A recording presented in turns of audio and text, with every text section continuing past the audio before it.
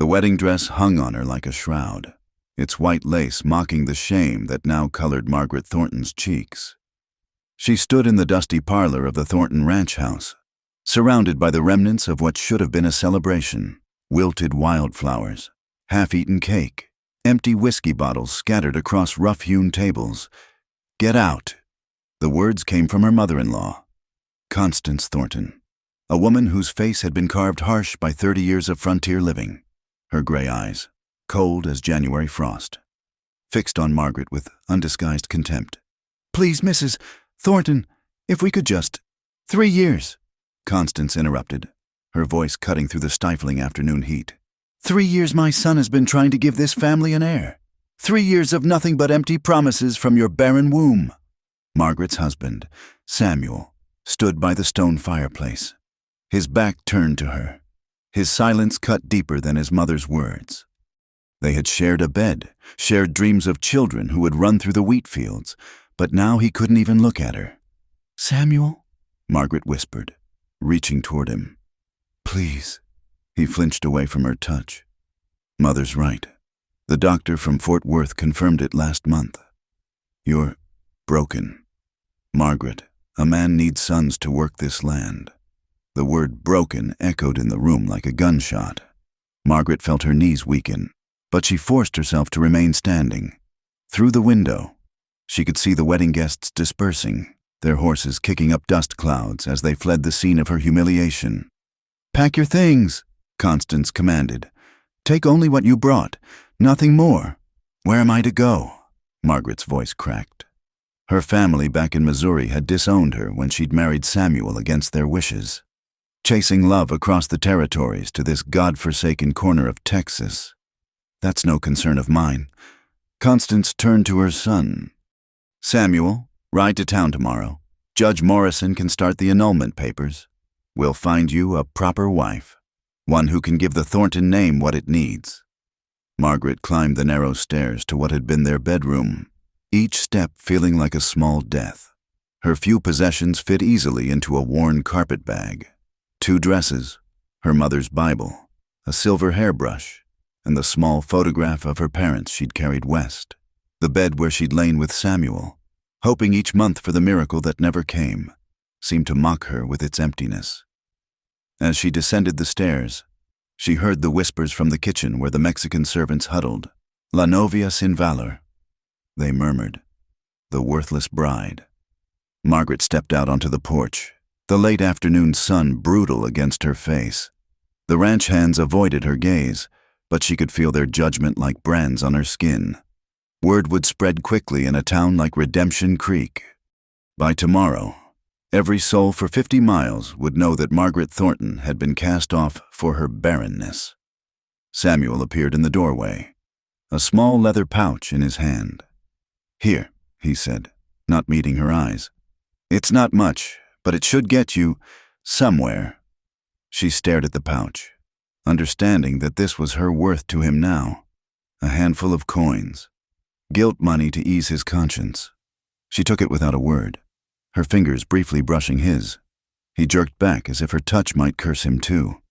"The stage comes through town twice a week," he offered weakly. "I know." She adjusted her carpet bag and started walking toward the gate. Behind her, she heard Constance's satisfied sigh and the closing of the heavy oak door, a sound as final as earth hitting a coffin. The walk to town stretched 5 miles under the scorching sun. Margaret's wedding dress, now stained with sweat and dust, clung to her body. With each step, the whispers seemed to follow her like tumbleweeds in the wind. Worthless bride, barren woman, cast off. By the time she reached Redemption Creek's main street, word had indeed traveled ahead of her. Women pulled their children inside as she passed. Men lounging outside the saloon fell silent, their eyes following her progress with a mixture of pity and contempt. Even the pastor's wife, who had helped dress her for the wedding that very morning, turned away when Margaret looked to her for comfort. At the general store, Mr. Henderson wouldn't meet her gaze as she purchased what supplies she could afford: hardtack, dried beans, a canteen, matches. His wife whispered urgently in his ear, and Margaret caught fragments. Bad luck. Cursed. Best if she moves on. The stage wouldn't come for 2 days. The hotel, run by the Wilsons who had danced at her wedding, suddenly had no rooms available. Margaret understood. She was a pariah now, a reminder that a woman's worth in this harsh land was measured by her ability to bear children. As the sun began its descent toward the jagged horizon, painting the sky in shades of blood and flame, Margaret walked to the edge of town. The cemetery lay just beyond, where wooden crosses marked the graves of women who had died in childbirth, their sacrifice honored even in death. She would find no such honor. Beyond the cemetery, the land opened into an endless expanse of red rock and desert scrub. Mountains rose in the distance like ancient sentinels, their peaks catching the last light of day. The wind picked up, carrying the scent of sage and something wild, untamed. Margaret stood at the boundary between civilization and wilderness, her carpetbag heavy in her hand. Behind her lay rejection, shame, and the death of every dream she'd carried west. Ahead stretched the unknown, dangerous, certainly, but perhaps no more cruel than the world that had just expelled her. She thought of the Apache raids the townspeople whispered about, the bandits who preyed on travelers, the harsh desert that claimed lives without mercy. A proper lady would wait for the stage, find another town, try to disappear into some position as a seamstress or schoolteacher, hiding her shame behind false names and lowered eyes. But Margaret Thornton had never been proper enough for this place, and now she had nothing left to lose. As darkness began to creep across the desert floor, she saw it, a dust storm building on the horizon, a wall of sand and wind racing across the wasteland. She should seek shelter, return to town, beg for mercy from people who had none to give. Instead, she walked forward into the approaching storm, leaving the last vestiges of her old life behind. The wind tore at her wedding dress. Sand stung her eyes, but she pressed on. Somewhere in that vast emptiness between the red rocks, she would find her fate, death or something else. She no longer cared which. The storm struck with primordial fury, turning the world into a howling chaos of sand and darkness. Margaret stumbled among the rocks, her hands bloody from sharp stones, until she found a shallow cave carved by wind and time into the base of a red cliff. She crawled inside, pulling her carpetbag close, and listened to the storm rage outside. In that moment, huddled in the darkness with the taste of sand and tears on her lips, Margaret understood that she had crossed more than just the town boundary. She had stepped outside the world that had defined her, judged her, and found her worthless. Whatever lay ahead in this savage land, it could be no crueler than the civilized cruelty she'd left behind. The storm howled on, and Margaret closed her eyes. No longer a wife, no longer bound by the expectations that had crushed her spirit. She was simply a woman alone in the wilderness, cast off, but somehow, in that casting off, finally free to discover what lay beyond the narrow boundaries of a worthless bride. Dawn came like a fever breaking. The storm's fury spent across the desert floor. Margaret crawled from her shallow cave, her wedding dress now a tattered remnant of its former glory, stained rust red from the sand. Her throat burned with thirst, lips cracked like old leather. The landscape before her seemed alien, twisted rock formations and sparse vegetation stretching endlessly under a sky already turning from pink to merciless blue. She had survived the night, but morning brought its own terrors. Her water was nearly gone, just a few precious swallows sloshing in the canteen. The sun climbed higher, each ray a hammer blow against her skull. She needed water, and soon. Following the base of the cliff face, she searched for any sign of moisture. Her mother had once told her that water always flows downhill, seeks the lowest point. Margaret stumbled down a rocky slope, her boots made for church socials, not wilderness survival, sliding treacherously on loose shale. There, a depression in the earth where scraggly cottonwoods clung to life. Trees meant water, even if it wasn't visible. She half ran, half fell toward them, finding what she'd hoped for, a creek bed. But her heart sank at what she discovered. The stream was barely a trickle, more mud than water, brown and thick with sediment. Margaret knelt beside it, desperation overcoming disgust. She cupped the murky liquid in her hands, straining it through a torn piece of her petticoat. The water tasted of earth and decay, but it was wet. She filled her canteen, knowing even this poor excuse for water was a gift in this unforgiving land. As she drank, she heard it, the sound that made every frontier woman's blood run cold. Hoofbeats, multiple riders, moving fast. Margaret pressed herself against the bank, hidden among the cottonwood's gnarled roots. Through the branches, she saw them, 4 men, rough-looking even by frontier standards. Their clothes were military surplus mixed with Mexican leather, their face shadowed by wide-brimmed hats. Comancheros, the breed of outlaw that traded with Indians and preyed on anyone foolish enough to travel alone. The storm covered her tracks past Skeleton Ridge, one said, his voice carrying clearly in the still morning air. But she's got to be following the water. $50 Henderson offered, another replied, spitting tobacco juice. Just to bring her back, didn't say what condition. Margaret's blood turned to ice. The storekeeper had put a bounty on her, not from kindness, she realized, but because a woman alone who died in the desert would bring bad luck to the town that cast her out. They needed her returned and properly exiled, not dead on their conscience. Pretty thing like that won't last long out here, the first man said. Probably half dead already. Check the creek beds. They were coming her way. Margaret looked desperately for escape, but the cottonwoods offered little cover. Beyond them, a field of cacti and rock stretched toward another ridge.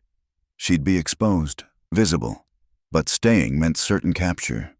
She waited until the riders turned to investigate upstream, then burst from cover. Behind her, shouts erupted. There, the woman! Margaret ran as she'd never run before, her carpetbag abandoned by the creek. The cacti tore at her dress, her skin. Prickly pear spines embedded themselves in her arms as she pushed through, leaving bloody trails. Her corset, already loosened by yesterday's travels, constricted her breathing. Black spots danced at the edges of her vision. The hoofbeats thundered closer. A rope whistled past her ear. They were trying to lasso her like livestock. She dodged between towering saguaro cacti, their arms reaching skyward like surrendering giants. A bullet cracked against rock inches from her head, sending sharp fragments into her cheek. "Don't damage her too much," the leader shouted. "Henderson wants her alive." Margaret's foot caught on a root. She tumbled hard, rolling through thorny ocotillo, their whip-like branches leaving parallel cuts across her back. She scrambled up, but they were almost upon her. In desperation, she plunged into a dense thicket of cholla cactus, the dreaded jumping cactus that seemed to leap at passers-by. The pain was immediate and overwhelming. Hundreds of barbed spines pierced her skin through the thin fabric of her dress. But her desperate gamble worked. The horses shied away from the cholla field, their riders cursing. "Go around," the leader commanded. "Cut her off at the rocks." Margaret pushed through the agony, cholla segments clinging to her like parasitic burrs. Each movement drove the spines deeper, but stopping meant capture or worse. She broke free of the thicket and found herself at the base of a steep, rocky slope. Above, more red rocks towered, full of shadows and possible hiding places. She climbed, her bloodied hands leaving red prints on the sandstone. Behind her, the men had indeed circled around, but their horses couldn't follow up the steep incline. They'd have to pursue on foot. "Should have stayed in town, woman," one shouted. "This desert ain't no place for a baron." His words cut off as Margaret kicked loose a cascade of rocks. The small avalanche forced them to dodge back, buying her precious seconds. She hauled herself over a ledge and found what she desperately hoped for, a maze of wind-carved stone formations, full of passages and hideaways. She plunged into the labyrinth, choosing paths at random. The red rock walls rose around her, sometimes so narrow she had to turn sideways to squeeze through. Her torn dress caught and ripped further. Blood from dozens of wounds painted abstract patterns on the sandstone. The men's voices echoed strangely in the rock maze, sometimes seeming near, sometimes distant. Margaret forced herself to move silently despite the pain, placing each foot with care. She found a chimney-like formation and wedged herself inside, climbing upward until she reached a small cave invisible from below. There she crouched, trembling, listening to the outlaws' search. Their frustration grew with each passing minute. "She's got to be here somewhere. Maybe she fell. Check the crevices. $50 ain't worth this trouble." For hours they hunted, while Margaret remained frozen in place. The sun reached its zenith, turning her hiding spot into an oven. Sweat mixed with blood on her skin. The Cholya spines burned like brands, but she didn't move, didn't breathe loud enough to betray herself. Finally, as afternoon shadows began to lengthen, she heard the leader's voice. "Forget it. Desert will finish what we started. No woman survives out here alone, especially not some soft-town bride. Henderson will have to live with his guilty conscience." Their footsteps receded. Still, Margaret waited, counting slowly to 1,000 before daring to peer out. The landscape seemed empty, but she'd learned caution. She climbed down carefully, every movement agony from the embedded spines and cuts. At the base of the rocks, she found something that made her heart skip. Footprints, not boot prints like the outlaws, but the soft imprint of moccasins. The tracks were recent, deep, leading up toward the higher ridges. Someone else had been here, watching. Someone who moved silently enough that neither she nor her pursuers had noticed. Margaret studied the prints. They were large. A man's, certainly.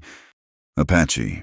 Most likely, the tribe still moved through these lands despite the army's attempts to force them onto reservations.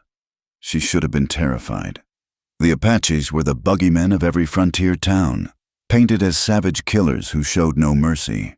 But as she stood there, bloodied and alone, cast out by her own people and hunted like an animal, Margaret found she had no fear left to give. The civilized world had shown her its cruelty. Whatever lay in the direction of those moccasin prints could hardly be worse. As the sun began its descent toward the western peaks, she made her choice, with careful steps, favoring her injured feet. She began to follow the mysterious tracks up into the ridges. Each step took her further from the world she'd known, deeper into a landscape that belonged to older, different rules. Behind her, vultures circled the spot where the outlaws had given up their hunt, as if marking the death of Margaret Thornton, the worthless bride. Ahead, the footprints led on, a silent invitation into the unknown. The shadows grew long, painting the rocks in shades of purple and gold, and somewhere up in those ancient ridges, Margaret sensed a presence watching her struggle upward, measuring her determination against the harsh scales of desert survival. She climbed on, leaving bloody footprints of her own, a crimson trail marking her passage from one world to another. The moccasin tracks led Margaret through a narrow canyon where the walls seemed to close in like praying hands. Her strength was failing. The Cholya spine still embedded in her flesh had begun to fester in the heat, each movement sending fresh waves of pain through her body. She used a flat rock to scrape some of the cactus segments from her arms, crying out as the barbed spines tore free, taking bits of flesh with them. As twilight painted the sky in shades of violet and rose, she emerged from the canyon onto a flat expanse of rock. There, silhouetted against the dying light, stood a figure. He was tall, lean as a desert wolf, with long black hair held back by a cloth band. His face was angular, weathered by sun and wind to the color of burnished copper. He wore a simple cotton shirt and leather leggings, a rifle resting easily in his hands. But it was his eyes that held Margaret transfixed, dark as obsidian, revealing nothing, yet seeing everything. For a long moment, they regarded each other across the space of 30 feet. Margaret swayed on her feet, exhaustion and blood loss making the world tilt dangerously. The Apache warrior, for that's what he surely was, made no move toward her, no gesture of either threat or welcome. He simply watched, as if she were a strange animal that had wandered into his territory. Margaret took a step forward, then another. The warrior tensed slightly but didn't raise his rifle. She tried to speak, to explain, but her throat was too dry. The words came out as a croak. She gestured helplessly at herself, at her torn dress and bloodied arms, trying to communicate her desperation without language. The warrior's expression didn't change. He studied her with the patient intensity of a man who had learned to read the desert's subtle signs. His gaze took in her wedding dress, or what remained of it. The blood, the way she favored her left foot, the fevered brightness of her eyes. Then, without a word, he turned and began walking away. "Please," Margaret managed to whisper. The single word carried on the evening breeze. He paused but didn't look back. After a moment, he continued walking, his pace steady but not hurried. Margaret understood. He wasn't fleeing or abandoning her. He was simply going his way, leaving her to make her choice. Follow a strange Apache into the gathering darkness, or remain here to die. She followed. The warrior led her along paths invisible to her eyes, moving with a fluid grace that made no sound. Margaret stumbled behind, her boots clumsy on the rocks, each step an effort of will. Sometimes he would pause, not looking back but waiting, allowing her to catch up before continuing. Full darkness had fallen when she smelled smoke. They descended into a sheltered hollow between massive boulders, and there she saw his camp, a small fire burning in a ring of stones. A lean-to shelter made of branches and hide, a few supplies arranged with military precision. The warrior moved to the far side of the fire and sat cross-legged, finally looking at her directly. He gestured to the ground near the fire. Not close to him, she noticed the careful distance, but near enough to feel the warmth. Margaret collapsed more than sat, her legs finally giving out. The fire's heat washed over her, and she shivered, realizing how cold the desert had become with nightfall. The warrior watched her shake, then rose and disappeared into the darkness beyond the fire's light. He returned with a blanket, not the colorful woven blankets she'd seen in trading posts, but a simple wool covering, worn but clean. He set it on a rock within her reach, then returned to his place across the fire. Margaret wrapped the blanket around herself, wincing as it touched her wounds. "Thank you," she whispered, not knowing if he understood. The warrior reached for a water gourd and took a drink, then set it down midway between them. Another invitation, another choice. Margaret crawled forward and drank deeply, the water cool and sweet, flavored faintly with herbs she couldn't identify. As she drank, he spoke. The words were incomprehensible. Apache, she assumed, but his tone was questioning. He gestured at her dress, then made a sweeping motion toward the direction they'd come from. She understood. He was asking why she was here, alone, dressed like this. How could she explain? She touched her chest. "Margaret," she said. He didn't respond to her name. Instead, he pointed at her wedding ring, then held up his hands in a questioning gesture. Margaret looked at the simple gold band. Samuel's promise turned to mockery. She tried to pull it off, but her fingers were too swollen from the heat and injuries. The warrior watched her struggle, his expression unreadable. Finally, she gave up and tried to explain with gestures. She pointed to the ring, then to her belly, and shook her head. Then she mimed being pushed away, cast out. It was a pitiful pantomime of her shame. But something in the warrior's eyes shifted. Not pity, she sensed he was beyond such simple emotions. But perhaps understanding, he pointed to himself and spoke a single word. Naichi. His name. She repeated it, and he nodded once. The first acknowledgement that they had exchanged something real. Naichi rose and moved to his supplies, returning with a small pot. He filled it with water and set it near the coals to heat. From a leather pouch, he produced dried plants, crushing them between his palms and adding them to the water. The sharp scent of desert sage and something medicinal filled the air. When the mixture had steeped, he poured it into a wooden cup and set it before her, along with a strip of dried meat, food, medicine, the basic kindnesses that meant survival in this harsh land. Margaret ate slowly, the tough meat requiring careful chewing with her dry mouth. The tea was bitter but soothing, seeming to ease the fire in her wounds. Across the fire, Naichi tended to his rifle, checking the mechanism with practiced movements. But she felt his awareness of her never wavered. When she finished eating, exhaustion crashed over her like a wave. She swayed, nearly falling into the fire. Naichi spoke sharply, a warning, and she jerked back. He pointed to a spot near the fire, but away from his shelter, then spread his hands flat and lowered them slowly. "Sleep here," the gesture said. Margaret arranged herself on the ground, the blanket her only comfort against the hard earth. As she settled, she watched Naichi bank the fire for the night, his movements economical and sure. He was perhaps 35 or 40, she guessed, though the desert aged men in ways that made such estimates difficult. There were scars on his arms, old wounds that spoke of violence survived, before sleep took her. She studied his face in the firelight's dying glow. It was a hard face, carved by loss and survival, but not cruel.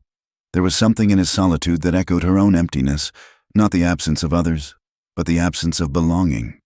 She wondered what had driven him to this lonely existence. What rejection or loss had made him choose the desert's harsh freedom over his people's company? As her eyes closed, she heard him moving about the camp, and then the soft sound of singing, a low, rhythmic chant in his own language. It wasn't meant for her. She understood. It was his own ritual, his way of marking the night's passage. But lying there, wounded and cast out, wrapped in a stranger's blanket beside a stranger's fire, Margaret felt less alone than she had in months. The last thing she saw before sleep claimed her was Naichi sitting cross-legged at the camp's edge, his rifle across his knees, standing watch. Not over her, exactly. She sensed he would have kept the same vigil alone, but aware of her presence, acknowledging it without accepting or rejecting it. In the darkness beyond the fire's reach, coyotes howled their ancient songs. The stars wheeled overhead, indifferent to human suffering. And in a small circle of warmth and light, two outcasts shared a space, if not yet a understanding, each nursing wounds that went deeper than flesh. Margaret dreamed of weddings and funerals, of empty cradles and closing doors. But when she woke briefly in the night's deepest hour, the fire still glowed, and Naichi's silhouette remained at his post, a dark guardian against darker possibilities.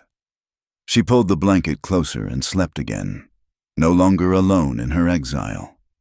Dawn broke across the desert like a promise, painting the rocks in shades of gold and amber. Margaret woke to find Naichi already moving about the camp, dismantling the lean-to with practiced efficiency. The fire had been reduced to cold ashes, carefully scattered to leave no trace. He glanced at her once, then pointed to the sun and made a walking motion with his fingers. Time to move. Margaret struggled to her feet, every muscle protesting.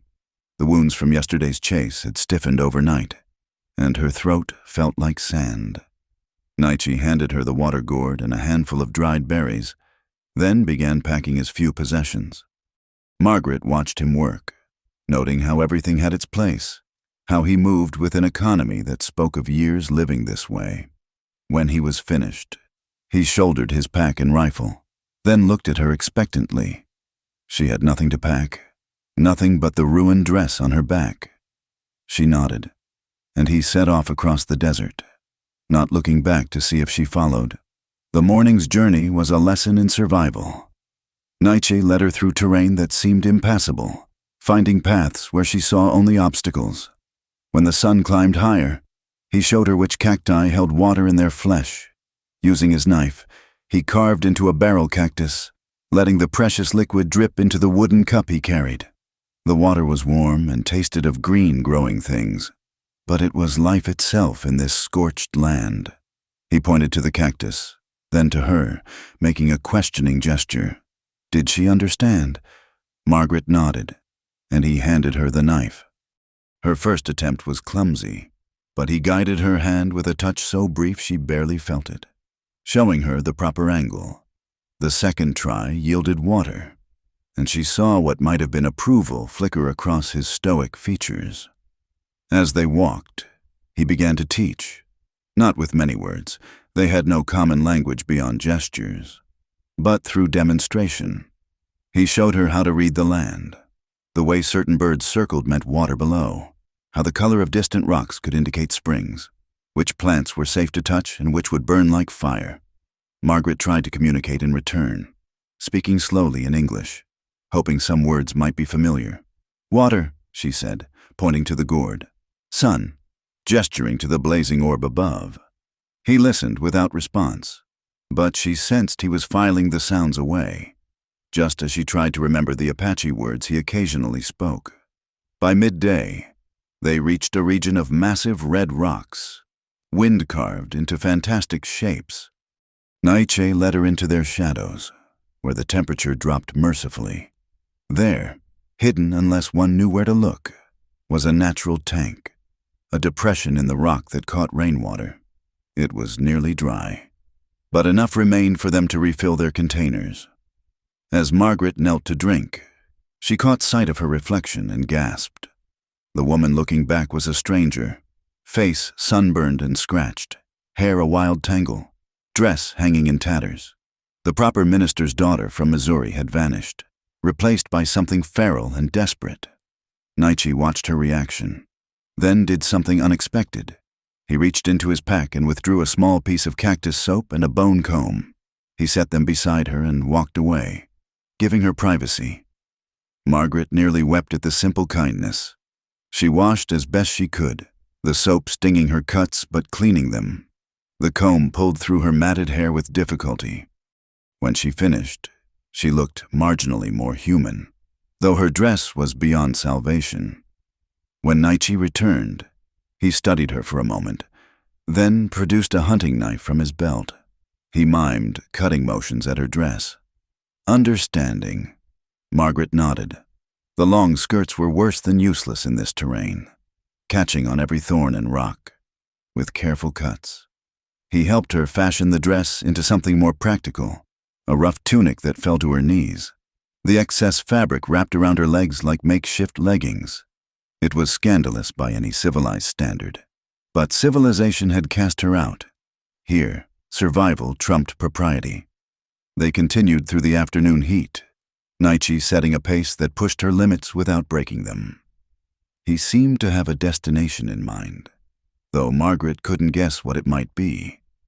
The landscape grew even more alien, twisted juniper trees clinging to cliff sides, deep arroyos that might flood without warning, always the endless vista of red rock and blue sky. As the sun began its descent, Naiche stopped suddenly, holding up a hand for silence. He studied the ground, then the surrounding rocks, his body tense as a drawn bow. Margaret saw what had caught his attention: tracks in the sandy soil. Horse tracks, shod in iron, white men's horses. Naiche examined the tracks carefully, then looked at Margaret with a question in his eyes. He pointed to the tracks, then to her, raising his eyebrows. Were these her people? Was she expecting rescue? No, Margaret said firmly, shaking her head. She remembered the bounty hunters and shuddered. Not friends, enemies. He seemed to understand the fear in her voice, if not the words. His expression darkened, and he spat to one side, a clear opinion of whoever had made those tracks. He altered their course, leading her up a steep slope that would be difficult for horses to follow. As they climbed, Margaret found herself talking, the words spilling out even though she knew he couldn't understand. She told him about Samuel, about the wedding that had become a funeral for her dreams, about being declared worthless because her womb was empty. The Apache word for barren was unknown to her, but she touched her belly and shook her head, and saw understanding dawn in his dark eyes. He stopped walking and faced her. For a long moment, he studied her with those fathomless eyes. Then he spoke, a stream of Apache words she couldn't comprehend, but his tone was different from before, harder, angrier. He gestured to the desert around them, then to her, then made a cutting motion across his throat. Not a threat, she realized, but a condemnation of those who had sent her here to die. As the stars began to appear in the darkening sky, they made camp in a protected grove of pinon pines.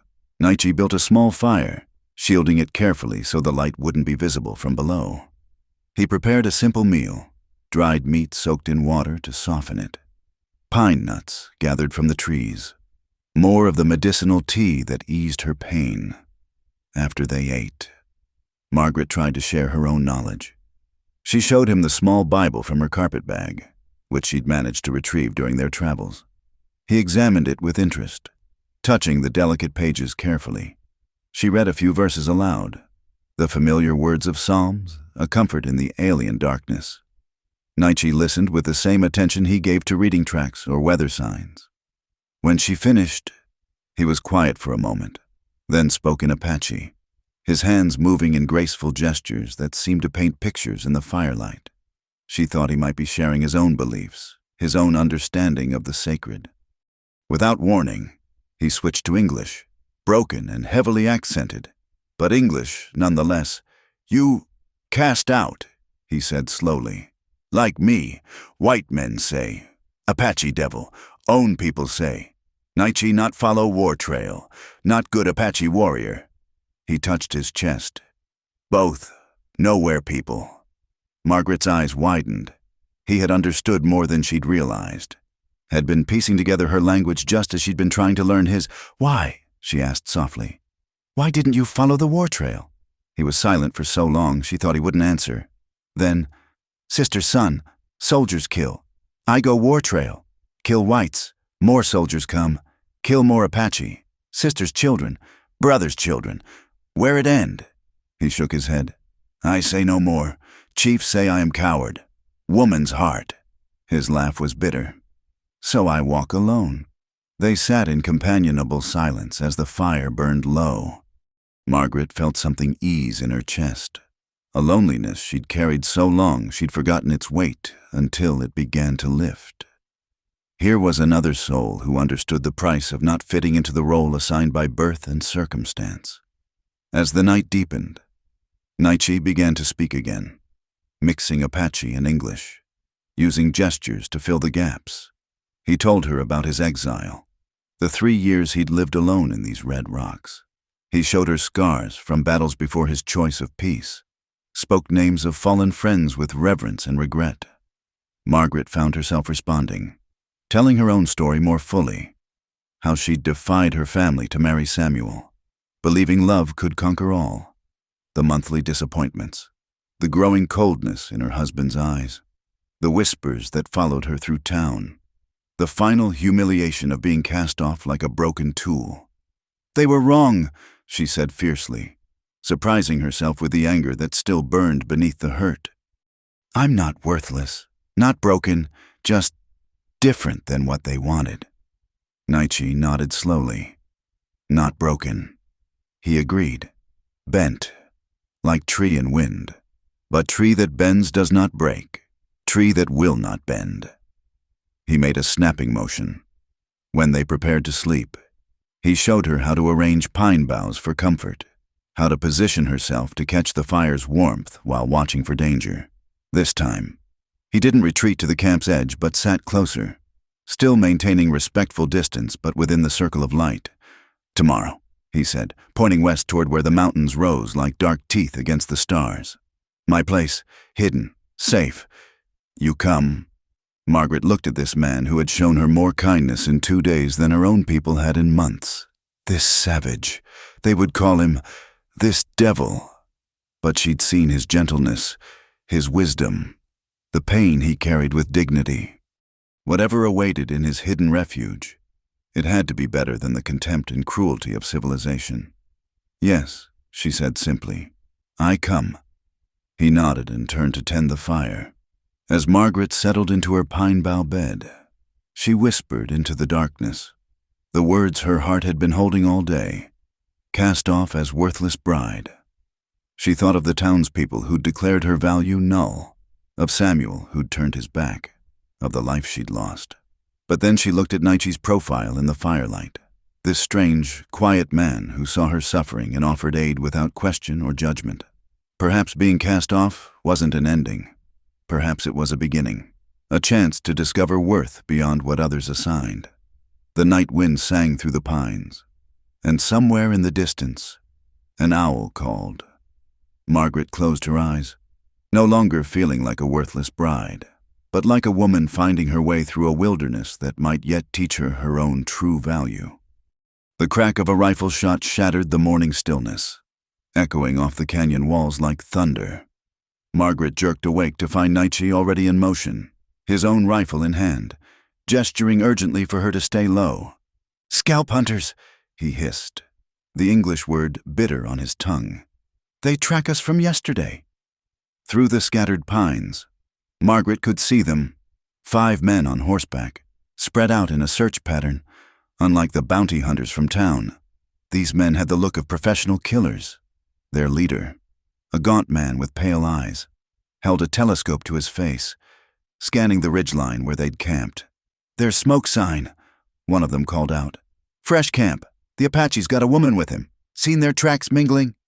$100 for an Apache scalp," another responded. "Wonder what Henderson would pay for his runaway bride delivered along with it." Naichi's face hardened into stone. He pulled Margaret behind a fallen log, then began moving with liquid grace through the trees, using every scrap of cover. She followed, trying to mirror his silence, but a branch cracked under her foot. "There!" the shout went up. "In the pines!" Gunfire erupted, bullets whining through the air like angry hornets. Bark exploded from trees around them. Naichi pushed Margaret ahead, guiding her toward a narrow cleft in the rocks. They squeezed through just as more shots rang out, lead sparking off stone inches from their heads. The passage opened into a wider canyon, but the hunters were already circling to cut them off. Naichi studied the terrain with a warrior's eye, then pointed to a jumble of boulders halfway up the canyon wall. "Climb," he ordered. "Hide. What about you?" His answer was to check his rifle's load and flash her a grim smile. "I show them why Apache are feared. Go!" Margaret scrambled up the rocks, her hands leaving bloody prints on the sandstone. Behind her, she heard Naichi's rifle speak, once, twice, followed by screams and curses from below. She reached a sheltered position between 2 massive boulders and turned to look back. Naichi moved like smoke through the canyon, using every rock and shadow. His rifle cracked again, and one of the hunters tumbled from his saddle, but the others were spreading out, trying to flank him. Margaret watched in horror as they began to close their trap. She couldn't let him fight alone, not this man who'd shown her kindness when her own people offered only cruelty. Margaret searched desperately around her hiding spot and found what she needed: loose rocks, some the size of melons, perched precariously on the ledge. When one of the hunters passed below her position, she shoved the largest rock with all her strength. It tumbled down, gathering speed, and struck the man's horse. The animal reared in panic, throwing its rider hard against the canyon wall. "The woman's up there!" Someone shouted. Rifles swung her way. Margaret ducked as bullets chipped stone around her, but her distraction had given Naichi the opening he needed. He materialized behind one of the hunters like a ghost, and the man went down without a sound. The battle raged through the canyon, a deadly dance of gunfire and movement. Naichi fought with the skill of generations of warriors, but he was outnumbered. Margaret continued her barrage from above, forcing the hunters to divide their attention. Then she saw him, the pale-eyed leader, creeping along the canyon wall, drawing a bead on Naichi's position. Naichi was pinned down by fire from the other direction. Couldn't see the danger. Without thinking, Margaret launched herself from her hiding place, sliding down the steep slope in a cascade of stones and dust. She slammed into the leader just as he fired, sending his shot wild. They went down together in a tangle of limbs. The man was stronger, heavier. His hands found her throat, squeezing. Black spots danced in Margaret's vision. Desperately, she clawed at his face, felt her fingernails find his eyes. He screamed and reared back, and she grabbed a rock and swung it with all her remaining strength. The impact made a sound like a melon dropping. The man collapsed beside her, blood pooling beneath his head. Margaret struggled to her feet, gasping, to find the canyon suddenly quiet except for the ringing in her ears. Naichi stood among the bodies of the fallen hunters, blood running from a gash on his arm, his chest heaving. Their eyes met across the battlefield. She had killed a man, the proper minister's daughter. The rejected wife had taken a life to save another. She waited for the horror, the guilt, but felt only a fierce satisfaction. These men had come to murder for profit. They had chosen their fate.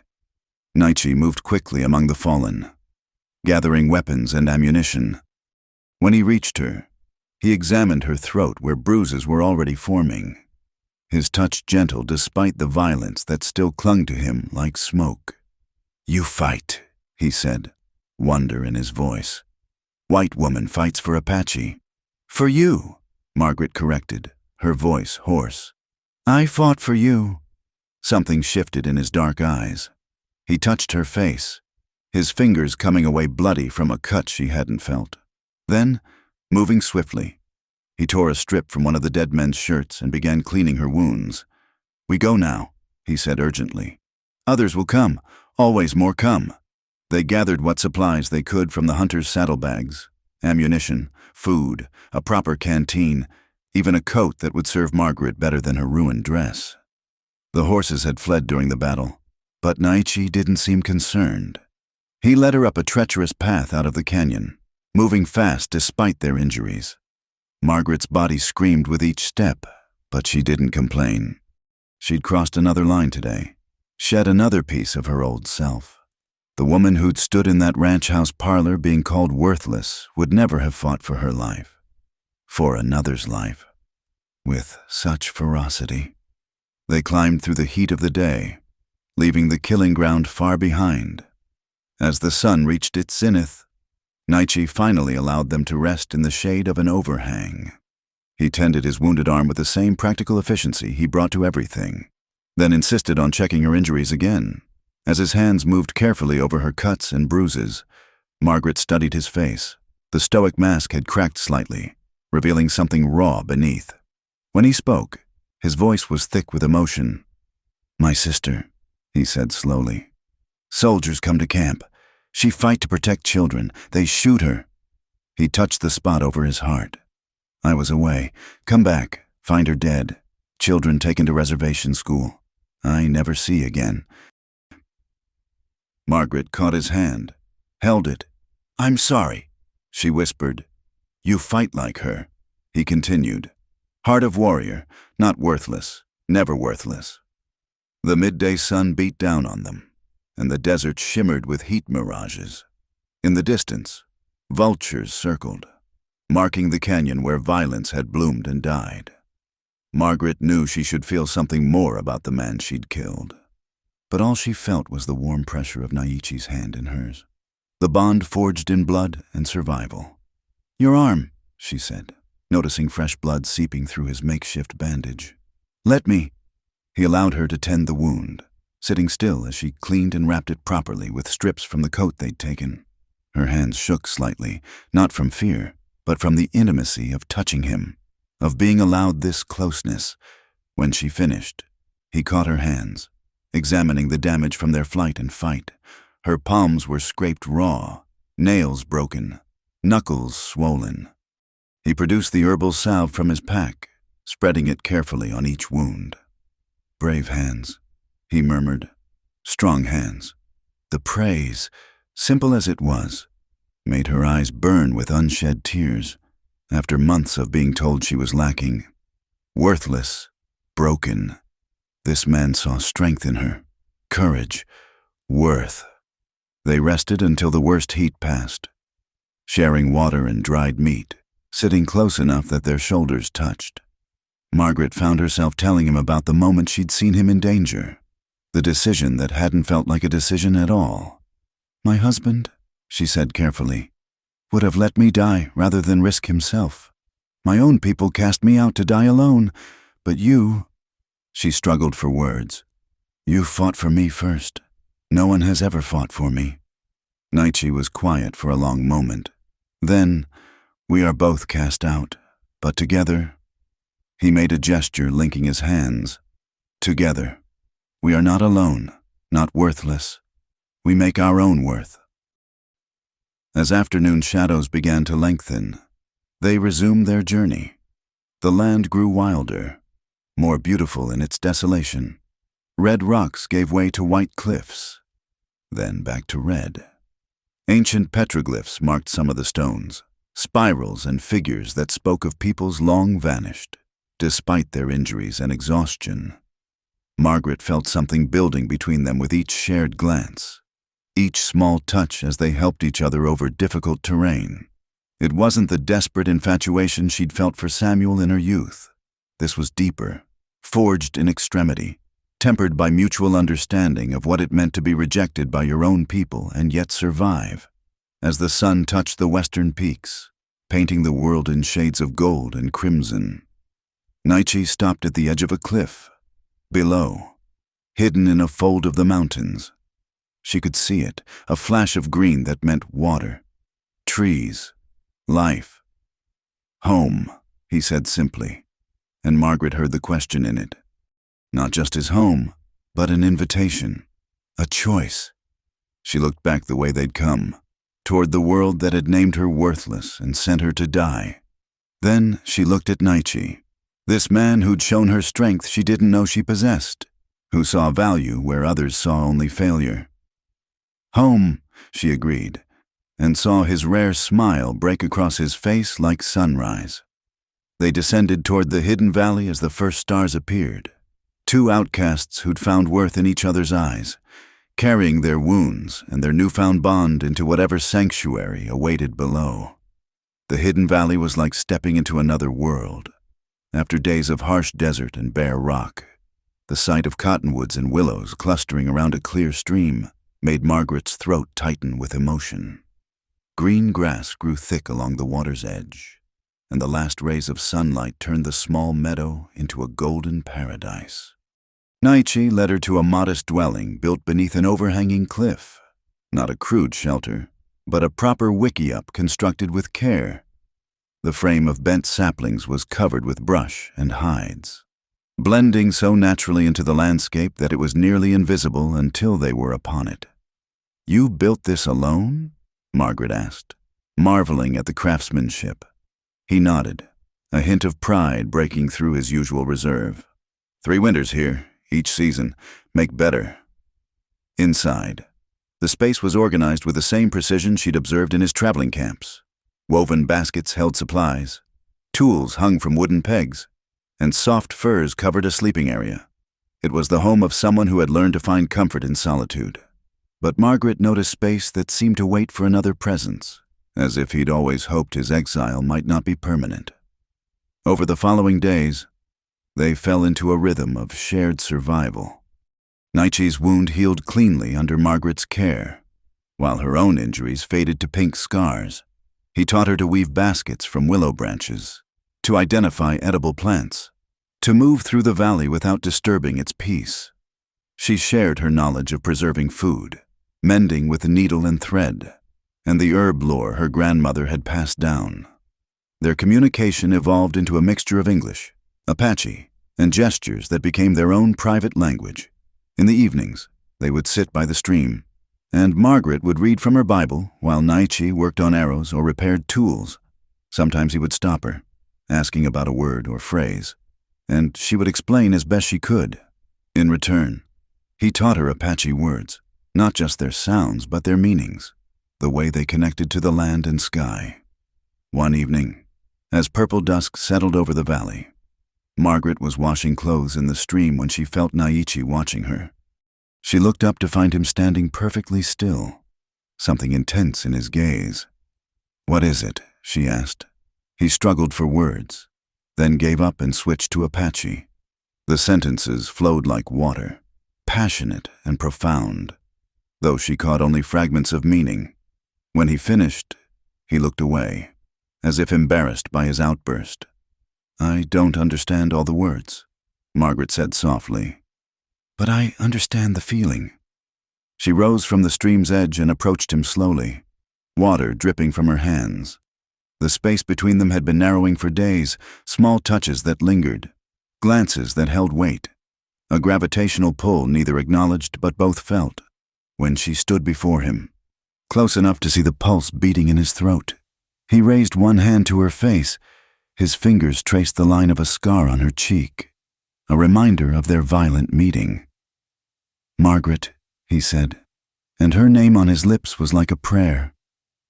"You are." But words failed him again. Instead, he showed her. His other hand came up to frame her face, and he touched his forehead to hers, a gesture she'd learned was deeply meaningful among his people, more intimate than any kiss. They stood that way as the stars emerged overhead, breathing the same air, sharing the same space.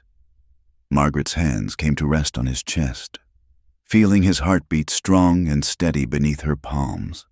When he finally pulled back enough to look into her eyes, she saw her own feelings reflected there, the loneliness dissolving, the recognition of finding another soul that matched their own. "Stay," he whispered. Not a question, but a plea. "Yes," she answered, the simplest and truest word she knew. The kiss that followed was nothing like the dutiful peck Samuel had given her. This was fire and tenderness combined, the passion of two people who had walked through death to find each other. Nietzsche's arms came around her, pulling her against him, and Margaret felt safe in a way she never had before. Not the safety of civilization's walls, but the safety of being truly known and wanted. When they finally parted, both breathing hard, Nietzsche touched her hair, which had grown wild and sun-streaked during their journey.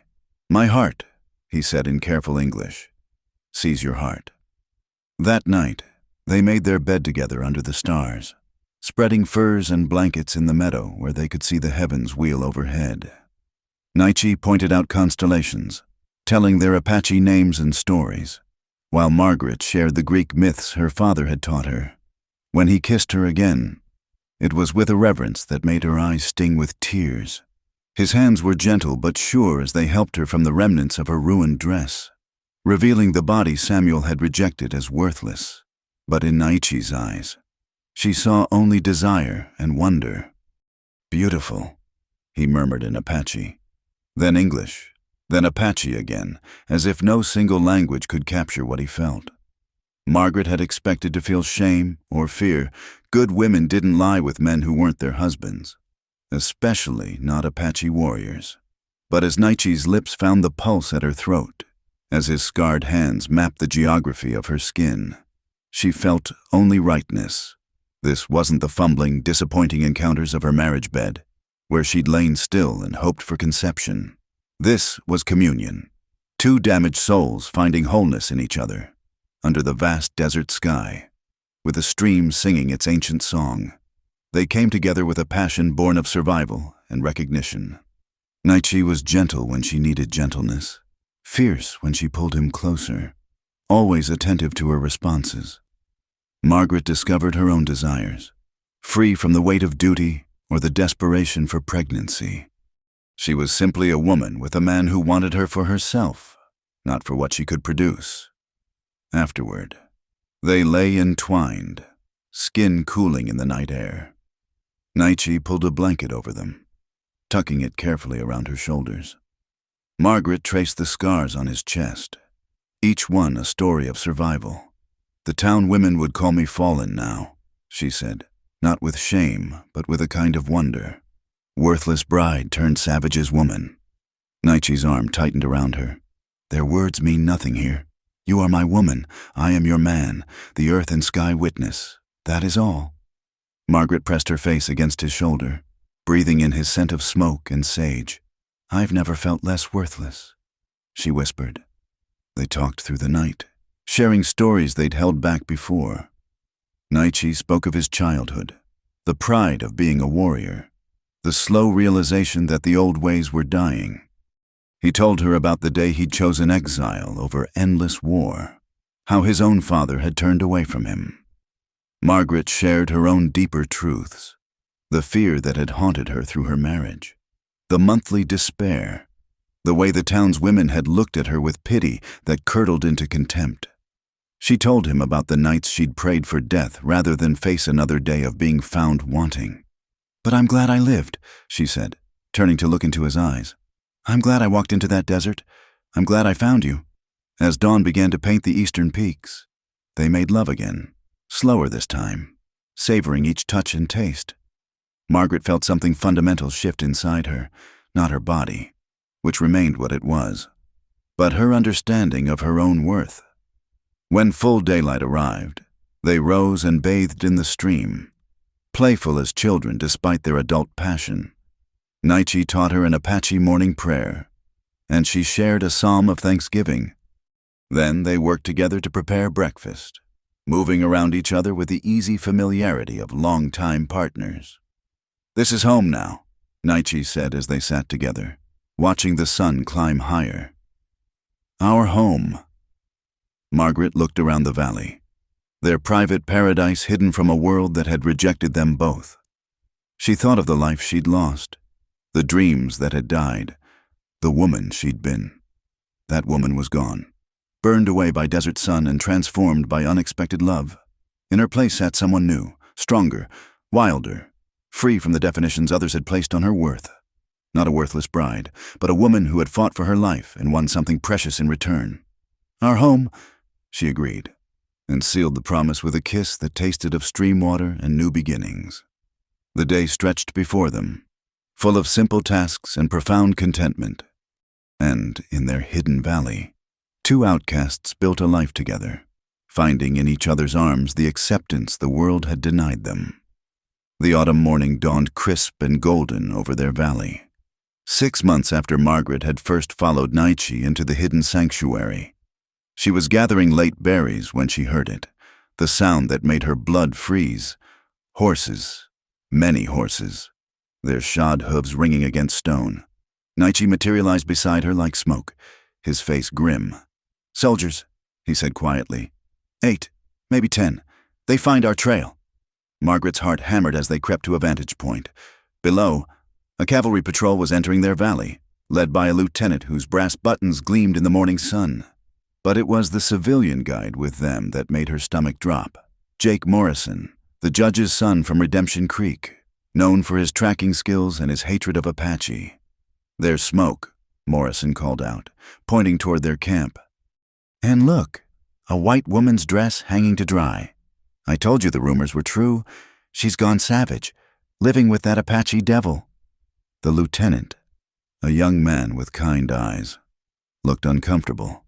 "Our orders are to investigate reports of Apache raids.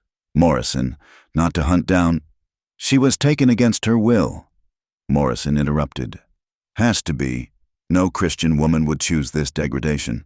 It's our duty to rescue her." Nietzsche's hand found Margaret's, squeezing tight. They both knew the truth meant nothing to men like Morrison. In their minds, she needed saving whether she wanted it or not. They watched the soldiers fan out, searching systematically. It was only a matter of time before they found the wickiup. Nietzsche pulled Margaret back into the shelter of the rocks. "You go to them," he said urgently. "Say I forced you. Say you want to go home. They take you back. You'll be safe." "No." The word came out fierce and final. "I won't leave you. I won't lie about us." "Margaret," he began, but she cut him off. "Would you leave me?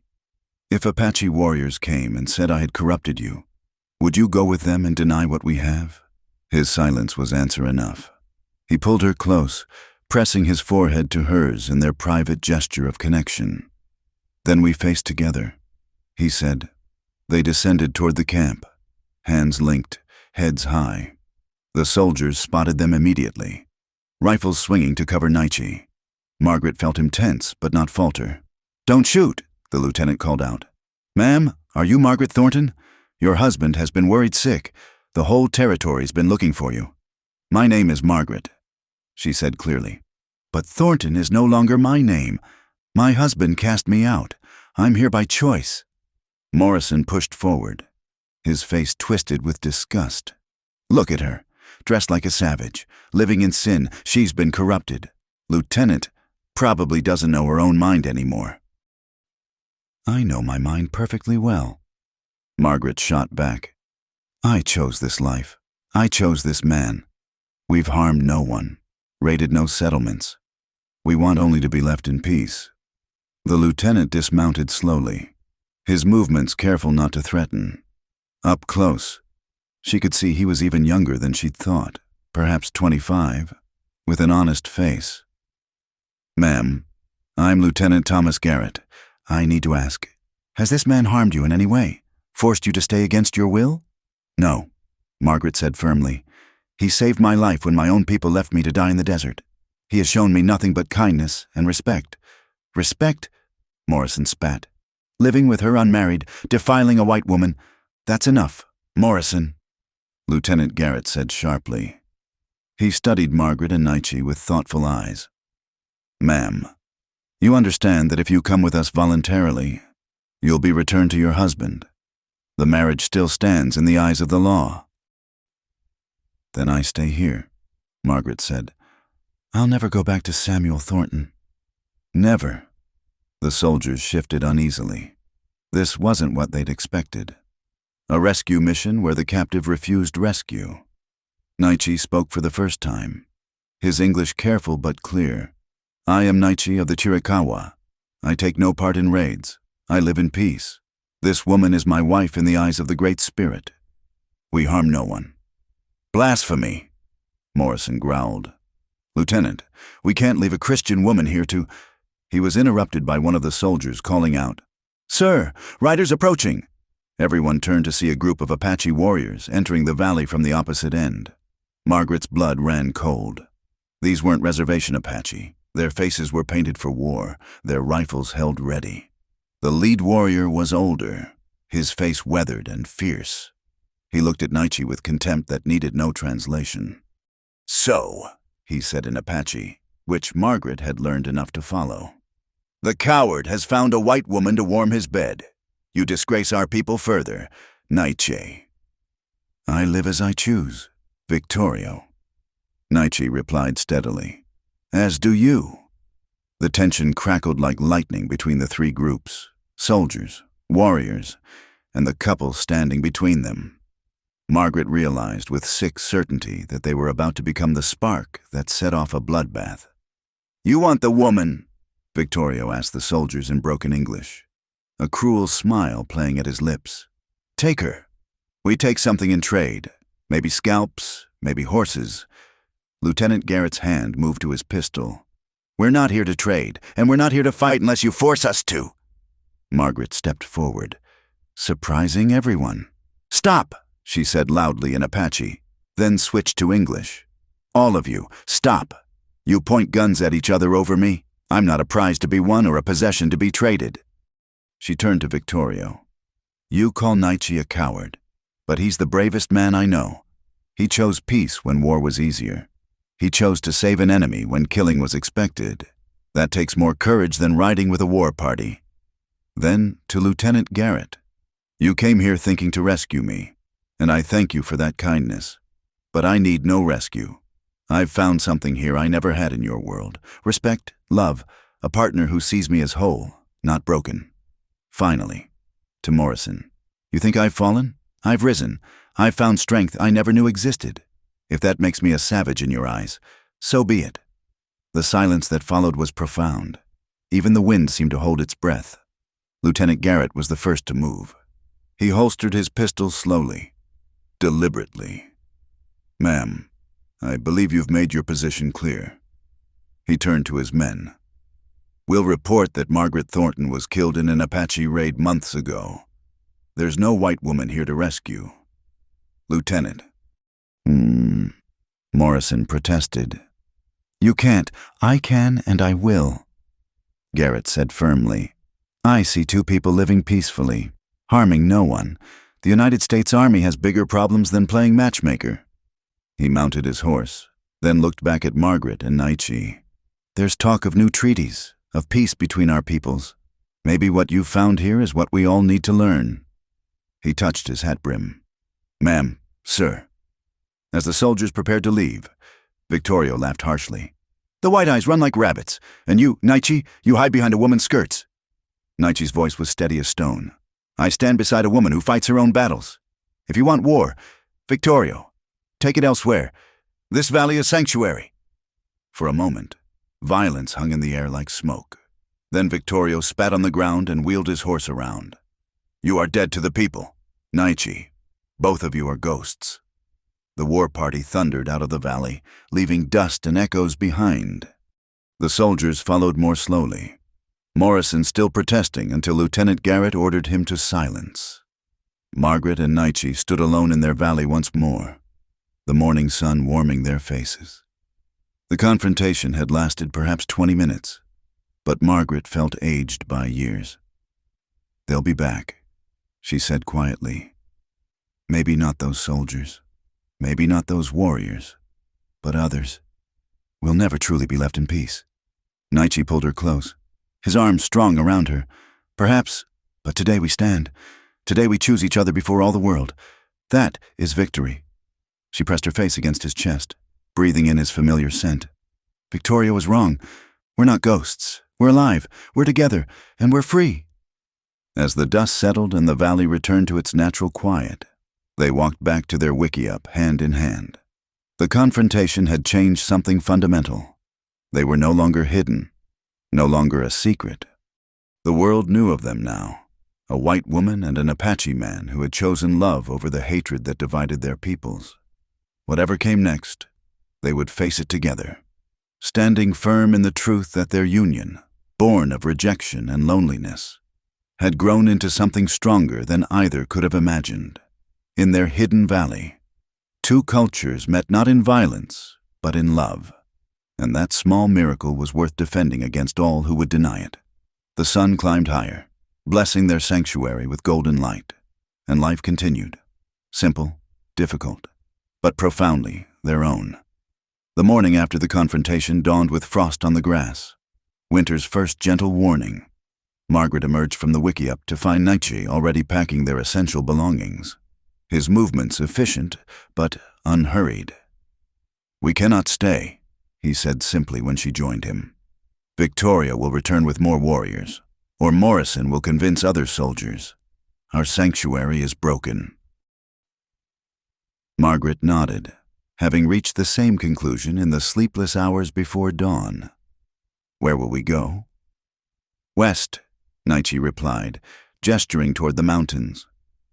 "Beyond the territories, where the Spanish missions once stood.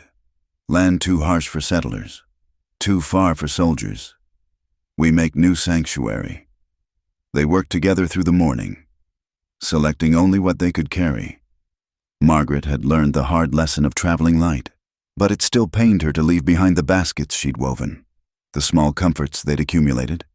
She kept only her Bible, now water-stained and worn, and the few tools essential for survival. As they prepared to leave, Naichi performed a ceremony she'd never seen before.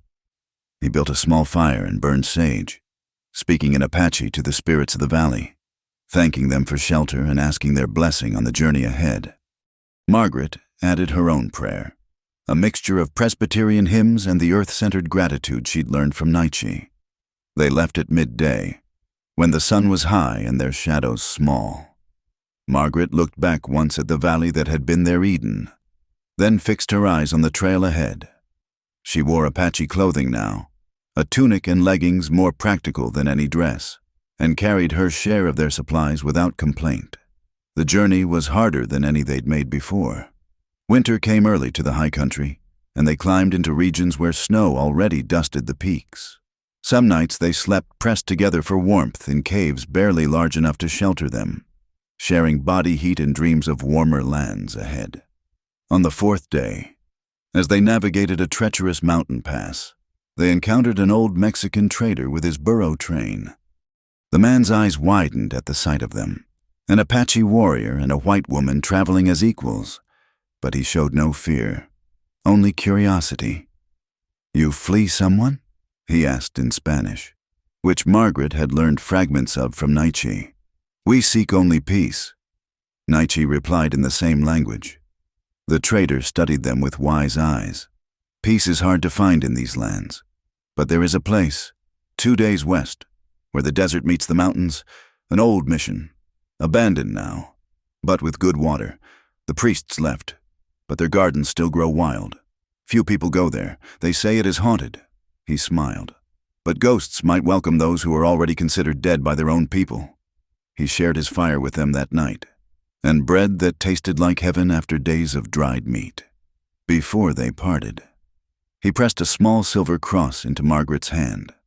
"For protection," he said, "though I think you two protect each other better than any charm." The abandoned mission was everything the trader had promised. built of adobe that glowed gold in the setting sun. It stood in a small valley where a spring created an oasis of green. Orange and lemon trees grew wild in what had been the monastery garden, their fruit hanging heavy on the branches. The chapel's roof had partially collapsed, but the living quarters remained sound.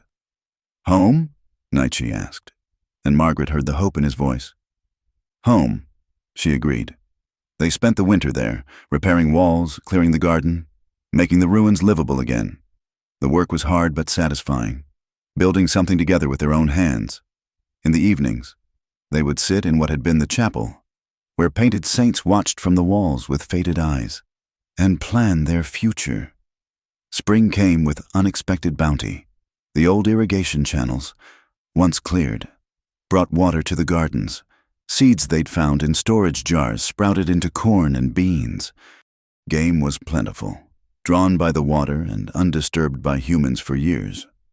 One morning, as Margaret tended the garden, she heard horses approaching.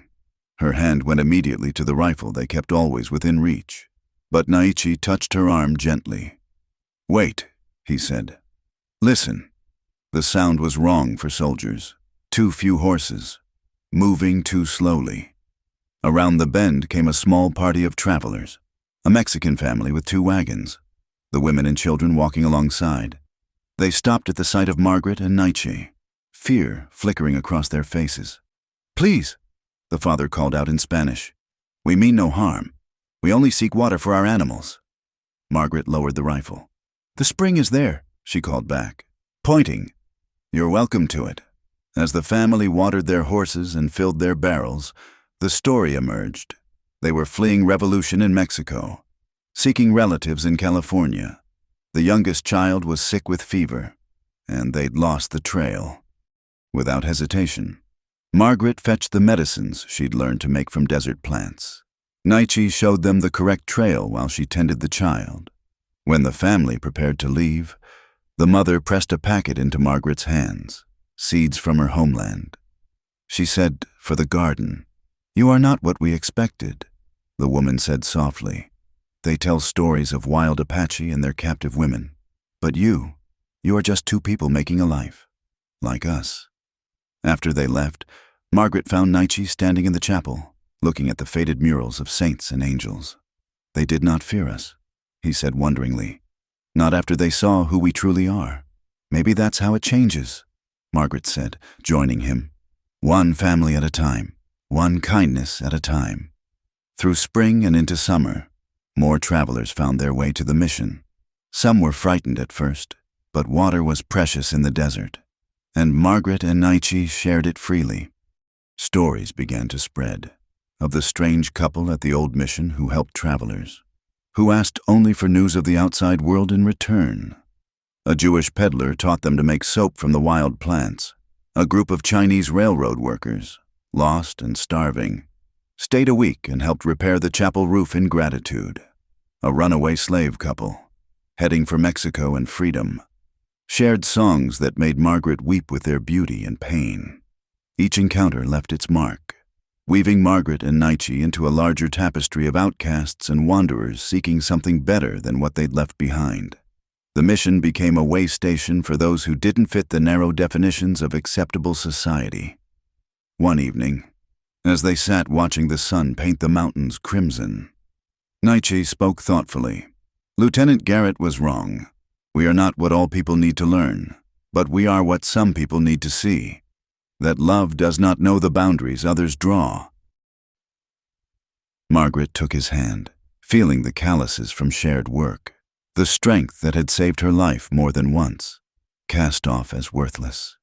She murmured, remembering the woman she'd been. "But look what we've built from that casting off. A different worth," Nietzsche agreed, "measured not by what others say, but by what we choose." As darkness fell and the first stars appeared, they walked through their garden, where Apache corn grew beside Mexican peppers and Chinese vegetables. The chapel bell, rehung and cleaned, caught the evening breeze and rang softly. They had traveled far from that day when a worthless bride stumbled into the desert to die. They had faced rejection, violence, and exile, But they had also found each other and, in finding each other, had discovered their true worth. Not in the eyes of society that had cast them out, but in their own eyes and in the eyes of fellow wanderers who recognized kindred spirits. The desert stretched endlessly around their small oasis, harsh and beautiful and honest, somewhere beyond the mountains. The world continued its conflicts and prejudices. But here, in an abandoned mission where saints watched over an Apache white union, two people had written their own definition of worth and belonging. Margaret leaned against Nietzsche as they stood in their doorway, looking out at the vast star-filled sky. "No ending," she said softly. "Just continuation, just life. The best stories," Nietzsche replied, "have no ending. They go on like the sky, like the mountains, like water finding its way." Hand in hand, they went inside to the home they'd built, carrying with them the quiet triumph of love that had survived everything the world could throw at it. Outside, the desert wind sang through the orange groves, and the old mission bells chimed softly, blessing all who found sanctuary in the shadow of their unconventional love. In the wide lands of the frontier, where rigid rules gave way to raw survival, a worthless bride had found savage devotion, and both had discovered that worth comes not from what others decree, but from the courage to forge one's own path, no matter how rough the terrain. Thank you for listening to this Wild West love story. We'd love to hear where you're enjoying this tale. Leave a comment below and let us know what part of the world you're in. Don't forget to subscribe to the From Wild West channel for more authentic frontier stories that explore the untold romances and adventures of America's past. Share your thoughts about Margaret and Nietzsche's journey in the comments. What moved you most about their story?